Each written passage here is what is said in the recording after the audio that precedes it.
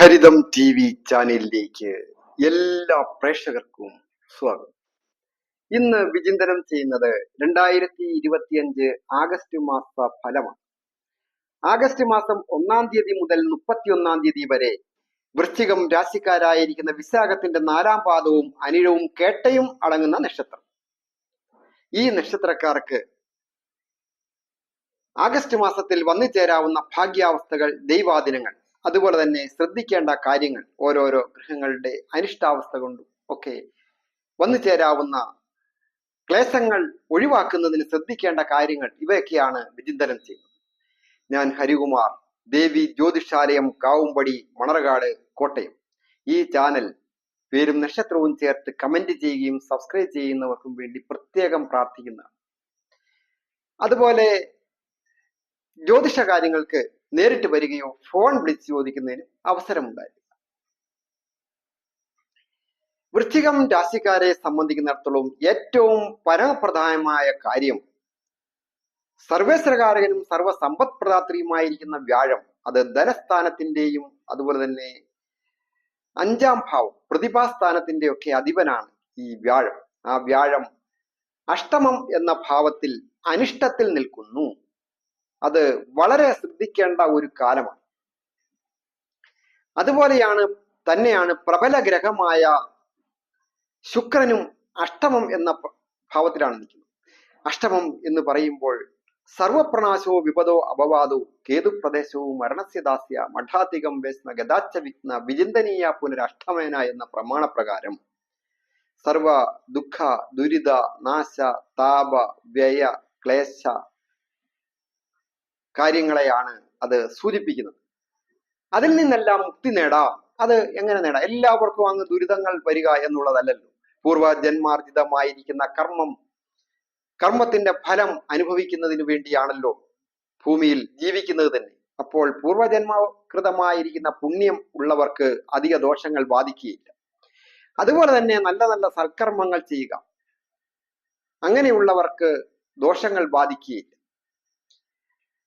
മറ്റൊരു പ്രധാന കാര്യം, പുണ്യവും സൽക്കർമ്മവും ഒക്കെ ചെയ്യുന്നവരാണ് എങ്കിൽ പോലും വളരെ ശ്രദ്ധിക്കുക. ഓരോ ദിവസവും ദൈനംദിന കാര്യങ്ങൾ ചെയ്യുമ്പോൾ ആപത്തുകൾ ഉണ്ടാകുന്ന സാഹസികമായ കാര്യങ്ങളിൽ ഏർപ്പെടാതിരിക്കുക. അതുപോലെ തന്നെ വലിയ വലിയ മനക്ലേശമുണ്ടാകുന്ന കാര്യങ്ങൾ വന്ന് ഭവിക്കത്തക്ക രീതിയിലുള്ള കാര്യങ്ങൾ സംസാരിക്കാതിരിക്കുക. കരാറുടമ്പടികളിൽ ഒപ്പുവയ്ക്കാതിരിക്കുക. കേസ് പുക്കാറുകളിലൊക്കെ ചെന്ന് ഇടപെടത്തക്ക രീതിയിൽ വഴക്കുണ്ടാക്കുന്നിടത്ത് പോയി എത്തി നോക്കുക പോലും ചെയ്യാൻ പോകാതിരിക്കുക. അങ്ങനെ നോക്കുമ്പോൾ നിരവധി കാര്യങ്ങളുണ്ട്. പ്രത്യേകിച്ച് തൊഴിൽ കാര്യത്തിലും അതീവ ദുഃഖ ദുരിതങ്ങളൊക്കെ വന്നു ചേരുന്ന ഒരു സമയമാണ്. ഏതെങ്കിലും തരത്തിലൊരു പ്രൊമോഷൻ കിട്ടിയാൽ തന്നെ അത് അനുഭവിക്കാൻ പറ്റാതെ വരിക, കോലാഹലമാകുക, പ്രൊമോഷൻ തടയുക, അങ്ങനെയൊക്കെയുള്ള പ്രശ്നങ്ങൾ ഉണ്ടാകാം. എങ്കിലും ചില ആൾക്കാർക്ക് എങ്കിലും ജാതകവശാൽ ഒക്കെ നല്ലതാണ് എങ്കിൽ, ഞാൻ ഈ പറയുന്നത് ഗോചര ഫലങ്ങളെ മാത്രം അടിസ്ഥാനമാക്കിയാണ്, നക്ഷത്രങ്ങളുടെ ഗോചര ഫലങ്ങൾ. ജാതകാൽ കൂടി നല്ല സമയമാണ് എങ്കിൽ ദോഷങ്ങൾ അനുഭവിക്കേണ്ടി വരികയില്ല. അതിന് നമ്മൾ പ്രത്യേകം ജാതകം നോക്കണം.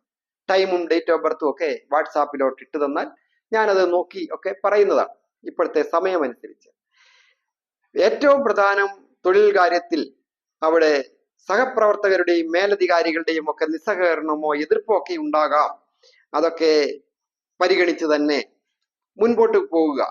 അത് ചില സന്ദർഭങ്ങളിലൊക്കെ പൊട്ടിത്തെറിക്കേണ്ട അവസരങ്ങളൊക്കെ ഉണ്ടെങ്കിൽ തന്നെയും ക്ഷമയും വിട്ടുവീഴ്ചയും കൊണ്ട് അനുനയ രീതി കൊണ്ട് കൂടെ നിർത്തുവാനായിട്ട് സാധിക്കും.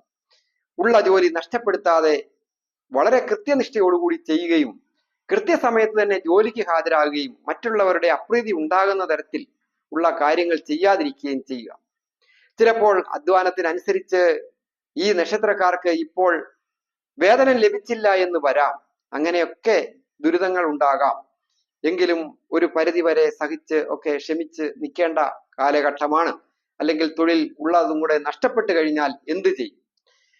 രാശിയുടെ അധിപനായിരിക്കുന്ന ചൊവ്വ പൂർണ്ണ ബലവാനായിട്ട് ഉപജയസ്ഥാനമായ 11-ാമിടത്ത് നിൽക്കുന്നു. അത് വളരെ നല്ല കാര്യമാണ്. മനസ്സിൽ ആഗ്രഹിക്കുന്ന ചില കാര്യങ്ങളെങ്കിലും ഈ മാസം നടന്നു കിട്ടുകയും ചെയ്യും. എന്നിരുന്നാലും അത് അഗ്നിമാരുത ബന്ധമാണ്. ശനിയും ചൊവ്വായും കൂടി പൂർണ്ണമായ ദൃഷ്ടി ചെയ്യുന്ന ഈ സമയം ഏതെങ്കിലും തരത്തിൽ ക്ഷോഭങ്ങൾ കുടുംബത്തായാൽ, മാനസിക സംഘർഷങ്ങൾ, മനസ്സിൽ നെഗറ്റീവായി പോവുക, അതുപോലെ തന്നെയാണ് വാഹനങ്ങൾ കൈകാര്യം ചെയ്യുന്നവർ സാഹസികമായ രീതിയിൽ വാഹനം ഒക്കെ കൈകാര്യം ചെയ്യുക, അസമയത്ത് വണ്ടി ഓടിക്കുക, ഇലക്ട്രിക്കൽ ലൈനുകളിലൊക്കെ വർക്ക് ചെയ്യുന്നവര് ഗ്യാസിലൊക്കെ അലക്ഷ്യമായി, അതായത് ഒരു ശ്രദ്ധയുമില്ലാതെ കൈകാര്യം ചെയ്യുന്ന വീട്ടമ്മമാരും ഒക്കെ വളരെ ശ്രദ്ധിക്കണം. വീട്ടമ്മമാരൊക്കെ ഒരേ സമയം രണ്ട് കാര്യങ്ങളൊക്കെ ഒന്നിച്ച് ചെയ്യുന്ന സമയമാണ്. അടുപ്പയിലൊക്കെ എന്തെങ്കിലും വെച്ചിട്ട് മറ്റു കാര്യങ്ങൾക്ക് പോകുമ്പോൾ, സീരിയലും ഒക്കെ കാണാൻ പോകുമ്പോൾ ശ്രദ്ധിക്കുക, വളരെ ജാഗ്രത ആവശ്യമാണ്. അതുപോലെ തന്നെയാണ് ജലയാത്രകൾ കഴിവതും ഒഴിവാക്കുക. ജീവിത പങ്കാളിയുമൊക്കെ ആയിട്ട് ഇടപെടുമ്പോൾ വളരെ ശ്രദ്ധിക്കണം. കേസ് മുക്കാറൊക്കെ ഉണ്ടാകാതിരിക്കാൻ ദാമ്പത്യകാരകനായിരിക്കുന്ന ഭാവത്തിന്റെ അധിപൻ കൂടിയായിരിക്കുന്ന ആ ശുക്രൻ ഇപ്പോൾ അഷ്ടമം എന്ന് പറയുന്ന ഭാവത്തിലാണല്ലോ സ്ഥിതി ചെയ്യുന്നത്. കൂടാതെ ആ ദാമ്പത്യ ഭാവമായ 7ാമിടത്തേക്ക് ശനിയുടെ ദൃഷ്ടിയുമുണ്ട്. വിവാഹ മദനാലോക ഭാര്യ ഭർത്തൃ സമാഗമ ശയ്യാശ്രീ സദ്ഗമ നഷ്ടാർത്ഥ മൈതുന്യാനവി സപ്തമാത് എന്ന് പറയുന്ന കാര്യങ്ങൾക്ക് ജീവിത പങ്കാളിയുമായിട്ട് ബന്ധപ്പെടുന്ന ഏത് കാര്യത്തിലായാലും ഉദ്ദേശ രീതിയിൽ വിജയങ്ങൾ വരാതെ വരിക, കുടുംബത്ത് കലഹങ്ങൾ ഉണ്ടാകുക. അതായത് 4ാം ഭാവമായ കുംഭം രാശിയിൽ രാഹു സ്ഥിതി ചെയ്യുന്നു. അപ്പോൾ ഏതെങ്കിലും തരത്തിൽ വിഘടനവാദപരമായ രീതിയിൽ കുടുംബത്തുള്ളവർ തന്നെ പ്രശ്നമുണ്ടാക്കുകയും സ്വസ്ഥതയും സ്വൈര്യവും നഷ്ടപ്പെടുന്ന ഒരു വലിയ ദോഷമുള്ള ഒരു സമയമാണ്. മനസ്സിൽ നെഗറ്റീവായിട്ട് ചിന്തിക്കരുത്, പോസിറ്റീവായിട്ട് തന്നെ ചിന്തിക്കുക. മുൻപോട്ട് നന്നായി വരും. വന്നു ചേരുന്ന ധനം വേണ്ട രീതിയിലൊക്കെ പിടിച്ച് ചെലവഴിച്ചാൽ ഈ ദുരിതകാലം കഴിഞ്ഞു പോകാം. അതിനുശേഷം വരുന്ന ഒരു നല്ല കാലം വരും. എല്ലാം കൊണ്ടും വിജയങ്ങൾ വരും. പരീക്ഷയിലൊക്കെ പങ്കെടുക്കുന്നവർ അതീവ ശ്രദ്ധയും ജാഗ്രതയും ആവശ്യമാണ്. ടെസ്റ്റുകളിൽ, ഇന്റർവ്യൂവിലൊക്കെ പങ്കെടുക്കുന്നവർ, വിദേശത്ത് പോകുവാൻ ആഗ്രഹിക്കുന്നവർക്ക് പൊതുവെ കാലം അനുകൂലമാണ്. എന്നിരുന്നാലും ടെസ്റ്റുകളൊക്കെ എഴുതുന്നവർ അതീവ ജാഗ്രതയും ശ്രദ്ധയും ആവശ്യമാണ്. അലസത അതൊരു പ്രധാന ഘടകമാണ്.